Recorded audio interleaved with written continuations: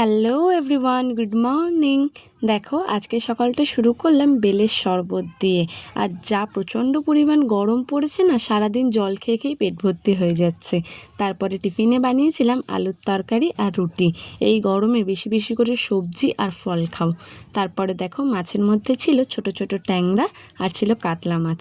তো আজকে রান্না করেছিলাম সেই গ্রাম থেকে আনা অল্প করে গিমে শাক ছিল, তো সেই গিমে শাকের বড়া করেছিলাম। আর করেছিলাম ছোট ছোট ট্যাংরা মাছগুলো আলু দিয়ে একদম মাখা মাখা ঝাল। আর ওই যে কাতলা মাছ ছিল সেটাকেই লাউ দিয়ে হালকা পাতলাভাবে ঝোল করেছিলাম। এই গরমে না হালকা পাতলাগুলোই যেন মুখে লাগছে। তারপরে দেখো ভাই গেছিলো শিয়ালদা, আর ও শিয়ালদা যাওয়া মানে আমার জন্য লস্যি আনবেই আনবে। তো এবার এরকমও গ্লাসে করে এনেছে, কারণ বোতলে দিলে মালাইটা দেয়া যাবে না, তার জন্য ও গ্লাসে করে এনেছে। আর রাত্রিবেলা রান্না করেছিলাম অল্প করে চিকেন, একদম কাঁচা লঙ্কা দিয়ে হালকা পাতলাভাবে। আর এত গরম পড়েছে, সেখান থেকে আমার প্রত্যেক দিন কেন এত গলা ব্যথা কে জানে। তো ব্যাস আজকের এখানেই শেষ করলাম।